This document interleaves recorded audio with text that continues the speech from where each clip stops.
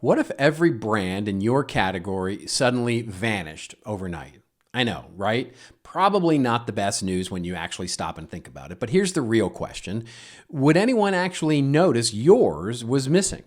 Not because you're bad at marketing. Quite the contrary, you're probably great at it. Competent, polished, professional, and let's face it, probably beige. Yeah, let's talk about that for a minute.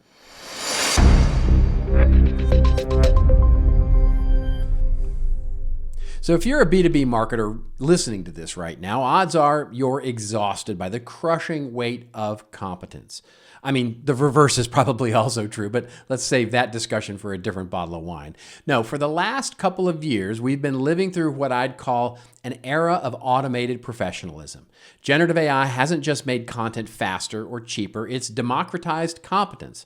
A two-person startup in a garage can now produce the same thought leadership with the same grammatical perfection, the same visual fidelity, and the same strategic confidence as a Fortune 500 enterprise. Which means we've hit the beige wall. And the beige wall isn't about creativity or the value of our ideas going to zero. No, it's worse than that. It's actually about the expression of ideas going to near zero cost. You see, the friction between any stray thought and a polished blog post or a white paper or a LinkedIn manifesto has basically evaporated. And when everyone can express anything effortlessly with the press of a few prompts, the value of an idea no longer accrues to the insight, the value it contains, it accrues to the attention it gets. Did it get your attention? Did it hold your attention? Is it actually valuable? What happens? Well, we all start defaulting for that fight for that holding and getting attention to the beige content, but we add all the sparkles and pyrotechnics to the provocative headline and cover and the paper that it's in and make it grab your attention. But it's that second part, the holding your attention, the value, it doesn't deliver on that so much. So the result is we don't get more original ideas, we get more output of the same ideas, all wrestling for that same sliver of attention that we package in sparkles and pyrotechnics. So when every brand sounds intelligent, articulate, and professional, those qualities, well, they unfortunately stop being distinctions. They become the background noise. In 2026, answering your customers' common questions professionally and plainly, it's not the distinctive strategy that it once was. And worst of all, it's turning into camouflage. It will make you invisible. Which brings us to the quiet collapse of what I'd call the monolith story in brand strategy for B2B.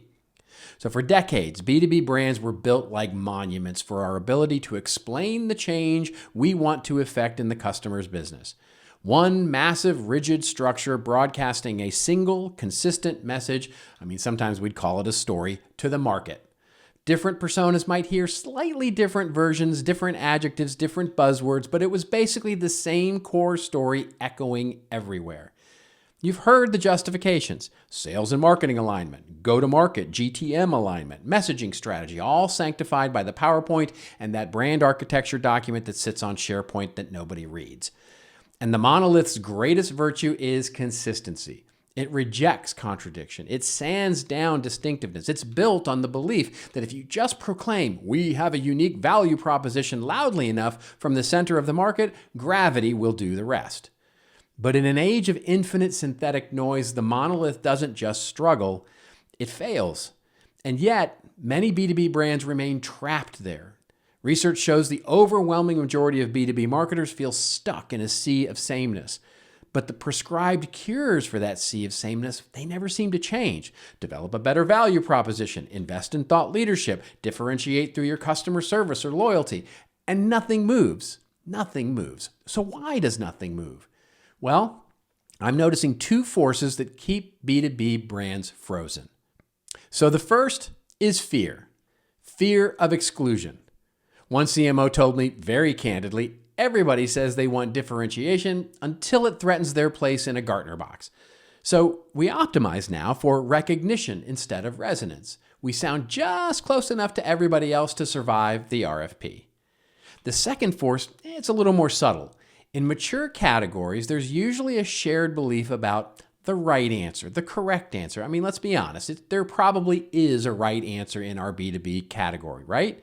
The industry agrees on what good looks like. We might be faster, we might be cheaper, we might be more efficient, we might be more reliable, but it means that brands aren't fighting over the future of ideas, they're fighting over packaging, wrapping the same beige answer in slightly different paper. Add generative AI to that mix, and the pull towards safety is now, well, it's executed at scale. Entire organizations can produce perfectly acceptable and perfectly forgettable marketing with breathtaking efficiency. So what's the alternative? I think the alternative is a way out and something I call the plural brand. So a plural brand isn't one story told with different buzzwords. No, it's a structure that allows multiple stories to coexist to different communities.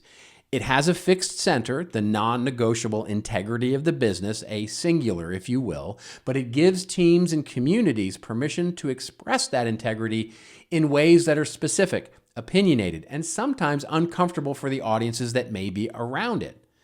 You see, the monolith optimizes for message consistency across everywhere. The plural brand optimizes for integrity of character within the communities.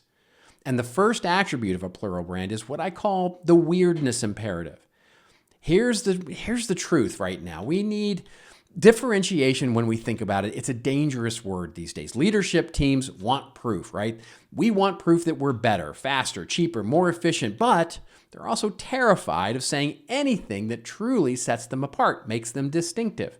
So what do? We compromise. A new logo color, slightly tweaked tagline, a white paper proving we're 15% faster with a customer story, awards for customer service, rational arguments stacked neatly together, hoping the market will rationally select us.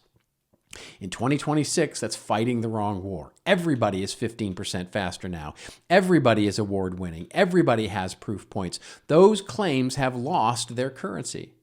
What actually drives choice isn't marginal utility, it's salience, being remembered specifically when a decision is about to be made. Which is why the answer isn't better differentiation, it's leaning into distinctiveness, leaning into the weird. And I know that sounds unserious, I get it. But weirdness isn't necessarily about being random. It's about investing in distinctive assets, symbols, rituals, characters that aren't logically necessary for your product or service, but are emotionally sticky. They're hard to copy because they're arbitrary.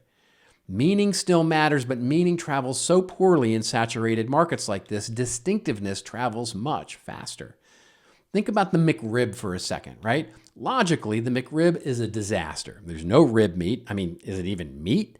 But it appears and disappears for no clear reason every single year and comes back based on scarcity that's totally manufactured. And yet it still inspires devotion. Why? Because it's got a weird name, a shape, and a ritual that nobody else can own. Weirdness works in B2B too. The company PostHog built a brand around a surreal hedgehog mascot while also publishing deeply technical and no-nonsense content for engineers. The B2B2C brand Oatly paired playful, culture-forward storytelling to consumers with serious credibility for baristas, turning those professionals into advocates. That's the weird moat. AI can't be weird on purpose. It's a prediction engine. Weirdness is inefficient by definition. It breaks patterns. And in an AI-flattened world, that can become a proof of humanity token. Imagine a cloud compliance firm for a second. The monolith says blue palettes, gray, stock photos, language about regulatory optimization and safety and security, and the plural brand says, people are bored. That young fintech buyer might remember the pink brand with the raccoon mascot, but the 47th blue one that they saw this week. Here's the takeaway. You don't need a safer strategy in 2026. You need secret codes, Easter eggs, secret handshakes that speak directly to the community you're trying to speak to. Differentiation lives in the product. Of course it does. Distinctiveness lives in the brand. Stay tuned next week when I get into how we might start to move from community to community and stitching them together the right way to start creating our plural brand approach. In the meantime, remember, the plural brand gives you permission to hold both of those things without pretending they're the same thing. It's your story. Find the weird and tell it well, and I'll see you next week.